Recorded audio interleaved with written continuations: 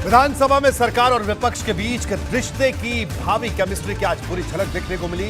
इससे साफ हो गया कि इस विधानसभा में भाजपा और सपा के बीच कैसा दंगल होने वाला है। इसकी शुरुआत मंगल के भाषण से हुई, लेकिन इसमें आने वाले दिनों में बड़े टकराव का इशारा भी छिपा है। अखिलेश यादव की अध्यक्ष सतीश महाना से की गई एक अपील भी चर्चा में रही, जिसमें उन्होंने बार बार दोहराया कि आप लेफ्ट की तरफ यानी विपक्षी सदस्यों पर भी खास ध्यान दें।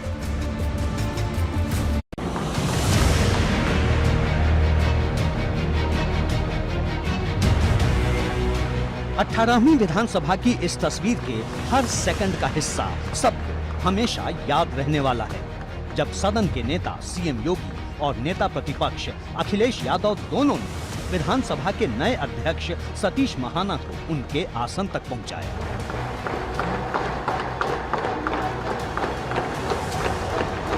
सत्ता पक्ष और विपक्ष के बीच चाहे जितने मतभेद हो, भले ही वैचारिक जमीन बिल्कुल अलग है, लेकिन सदन के भीतर दोनों ने मिलकर आम सहमति से अध्यक्ष चुनने की परंपरा आगे बढ़कर निभाई।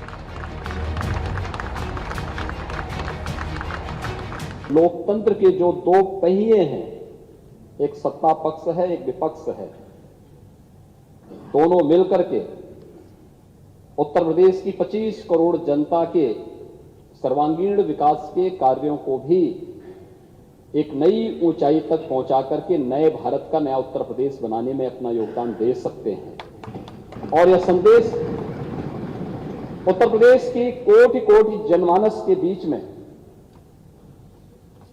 एक बहुत सकारात्मक संदेश देता है। नेता प्रतिपक्ष अखिलेश यादव ने भी नए स्पीकर सतीश महाना की जमकर तारीफ की। उन्होंने कहा कि आपकी निष्पक्षता पर हमें पूरा भरोसा है। ऐसे बहुत सारे कम लोग होते हैं जो लगातार एक क्षेत्र में जीतते रहे। स्वाभाविक है वही सदस्य जीतता है जो जनता के बीच में लोकप्रिय हो, जनता का उससे प्यार हो। और ऐसे सदस्य जिनको हम पाकर के खुश हैं, जिनका बहुत बड़ा अनुभव रहा है। एक दूसरे के हमलों से 18वीं विधानसभा में ये पहली बार था जब मुख्यमंत्री योगी और अखिलेश यादव दोनों ने सदस्यों को संबोधित किया। ये मौका भले ही नए अध्यक्ष के आसन पर बैठने का है, लेकिन बातों ही बातों में चुभते हुए तीर छोड़ने में कोई कमी बाकी नहीं रही। सत्ता पक्ष और विपक्ष ने तंज का कोई मौका नहीं गंवाया। बार बार एक सदस्य का एक क्षेत्र से चुनाव जाना, यह और वह भी तब जब दुर्भाग्य से जातिवाद की, उस राजनीति की उस आंधी में एक व्यक्ति जिसकी अपनी कोई जाति न हो, जिसकी अपनी जातीय पहचान न हो, जिसने अपने जन्म के साथ ही पैतृक रूप से महाना शब्द जोड़ करके अपने को कहा कि भैया हम तो सेवा करते करते महान हैं, कि विदेश जाने का कुछ लाभ भी है। मैं उन लाभों की बात नहीं कर रहा हूं जो कभी कभी कुछ लोग उठाते हैं सवाल।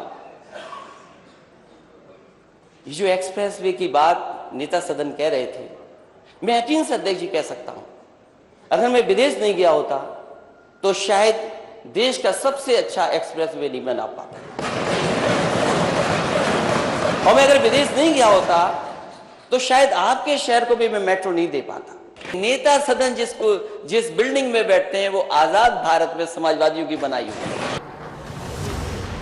यानी बात भले ही नए अध्यक्ष के स्वागत की हो, लेकिन इशारों में दोनों तरफ से मुस्कुराते हुए तीरों की बौछार की जाती रही। सीएम योगी आदित्यनाथ ने विपक्ष पर नकारात्मक राजनीति का आरोप लगाया, तो अखिलेश यादव ने सदन के अध्यक्ष सतीश महाना को कोरोना काल की याद दिलाते हुए भाजपा की पिछली सरकार को पूरी तरह नाकाम बता डाला।